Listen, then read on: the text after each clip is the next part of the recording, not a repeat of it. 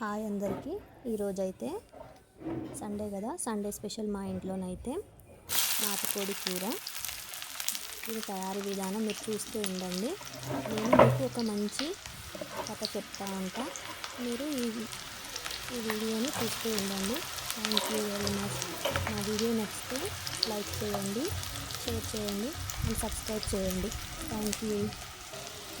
మీకు ఇది బోర్ కొట్టకుండా నేను ఒక నీతి కథ చెప్తా. కథ పేరు ఆషాఢభూతి కథ.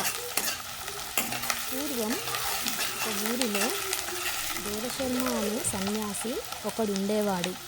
అతడు బాగా చదువుకున్నాడు, అనేక విషయాలు తెలిసినవాడు, చక్కగా ఉపన్యాసాలు ఇచ్చేవాడు, ఊళ్ళన్నీ తిరిగి ప్రజలకు వేదాంతం బోధిస్తుండేవాడు. భక్తుల కథలు, దేవుని కథలు వినిపిస్తూ జీవించేవాడు. ఆయన బోధలు వినడానికి జనులు తండోపతండాలుగా వచ్చేవారు. వారు భక్తితో దేవశర్మకు పండ్లు, ఫలాలు, దక్షిణ తాంబూలాలు సమర్పించేవారు. కానుకలు తెచ్చిన వారితో దేశవర్మ, ఎందుకు నాయనా నాకు ఇవన్నీ, ఎందుకు తల్లి మీకు ఈ శ్రమ అని పైకి పలుకుచూ లోపల సంతోషిస్తూ వాటిని స్వీకరించేవాడు. పండ్లు, ఫలాలు తిన్నన్ని తిని మరికొన్ని భక్తులకు ప్రసాదం పంచేవాడు. డబ్బు మాత్రం జాగ్రత్తగా తన వద్ద ఉన్న బొంతలో దాచేవాడు. ఎప్పుడు ఆ బొంతను పైన కప్పుకొని కూర్చునేవాడు. ఒకనాడు ఆషాఢభూతి అనే ఒక యువకుడు ఆ విషయం కనిపెట్టి ఆ సన్యాసి వద్ద బొంత కాజేయాలని ఒక ఉపాయం పన్నాడు. అతడు దేవశర్మ వద్దకు వచ్చి మాయమాటలు చెప్పి అతన్ని నమ్మించి అతని వద్ద శిష్యునిగా చేరి ఎంతో వినయ విధేయులతో సేవలు చేయని ఆరంభించాడు. కొన్నాళ్ళకి సన్యాసికి శిష్యుని మీద బాగా నమ్మకం కుదిరింది. తానెక్కడికి పోయినా శిష్యుని వదిలి వెళ్ళేవాడు కాదు. ఒకనాడు గురు శిష్యులిద్దరూ ఒక గ్రామం వెళ్ళారు. మరునాడు తిరిగి తమ ఊరు వస్తున్నారు. కొంత దూరం వెళ్ళగానే ఆషాఢభూతి, గురువుగారు ఎంతో అపచారం జరిగింది. రాత్రి మనం నిద్రించిన ఇంటి వారి చీపురు పుల్ల ఒకటి నా సంచి కంటుకొని వచ్చింది. అక్కడే నేను అది గమనించలేదు. ఎంత ఘోరం జరిగిందో చూడండి.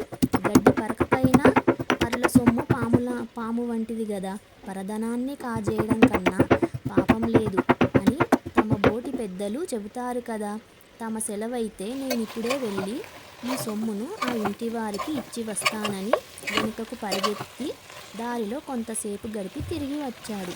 అప్పుడు గురువుగారు, శిష్య, నీ బుద్ధి మెచ్చుకోదగింది. ఇతరుల సొమ్ము గడ్డిపోచైనా అంటుకోరాదనే అభిప్రాయం గల వంటి శిష్యులు దొరకటం నిజంగా నా అదృష్టం అని పొగిడాడు. ఇంతలో సాయంకాలమైంది. సంధ్యావందనం చేసుకొని నిమిత్తం దేవశర్మ తన బొంతను ఇతర సామాగ్రిని ఆషాఢభూతి చేతికిచ్చి, నాయనా, వీటిని జాగ్రత్తగా చూస్తూ ఇక్కడే కూర్చొను. నేను చెరువులో స్నానం చేసి సంధ్యావందనం ముగించుకొని వస్తాను అని చెప్పి వెళ్ళాడు. అదే మంచి సమయమని భావించి ఆషాఢభూతి బొంతతో సహా పారిపోయాడు.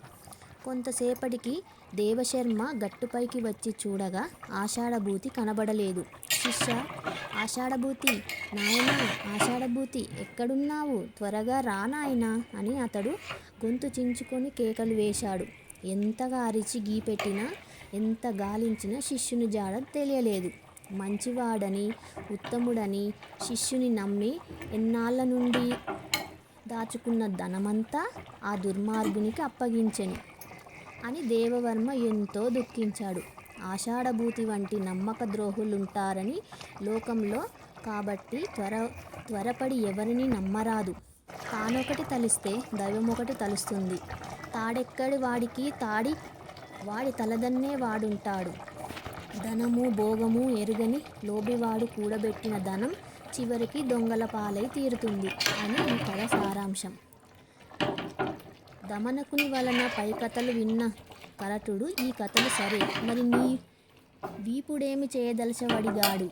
దానికి దమకుడు వెంటనే, సంజీవక, పింగళకుల స్నేహం చెడగొట్టాలి, దానికేదైనా ఉపాయం ఆలోచించాలి. ఎంత కష్టమైన పనైనా ఉపాయంతో ఇట్టే సాధించవచ్చు అని సెలవిచ్చాడు. దీన్ని బట్టి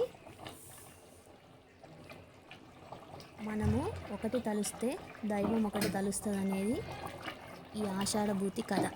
ఈ కథ నచ్చితే లైక్ చేయండి. Thank you.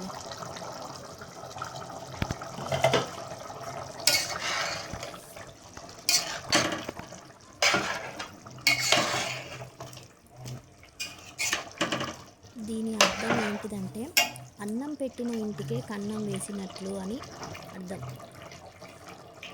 కన్నం పెట్టడం అనగా దొంగతనం చేయడం అని అర్థం. పెట్టి ఆదరించిన వారి ఇంటిలో దొంగతనం చేయడం అంటే ఆశ్రయం ఇచ్చిన వారికి ద్రోహం చేయటమే అని అర్థం. కొందరు దుష్టులు తమను నమ్మి ఉపకారం చేసిన వారికే అపకారం చేస్తారు. అలాంటి సందర్భంలో ఈ సామెత పుట్టింది.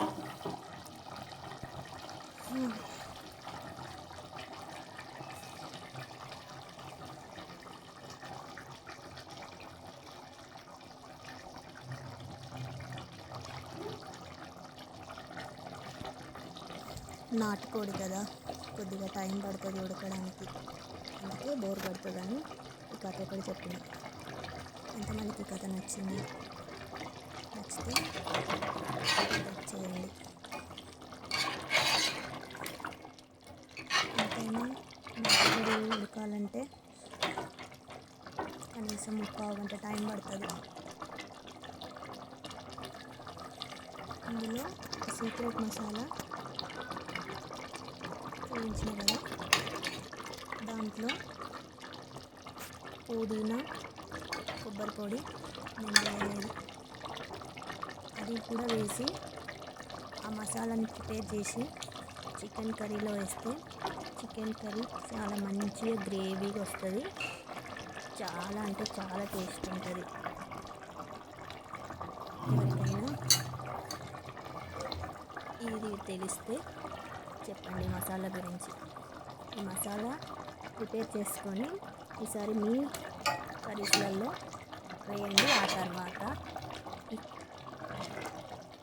ఇక్కడికి వచ్చి బాగుంది అని కామెంట్ చేయండి. Thank you. ఇప్పుడు ఫైనల్గానైతే కొత్తిమీరతో సర్వ్ చేసుకుంటున్నాం. వీడియో నచ్చితే లైక్ చేయండి, సబ్స్క్రైబ్ చేయండి. Thank you. ఇంతసేపు ఈ కథ విన్నందుకు, ఈ వీడియో చూసినందుకు ధన్యవాదాలు.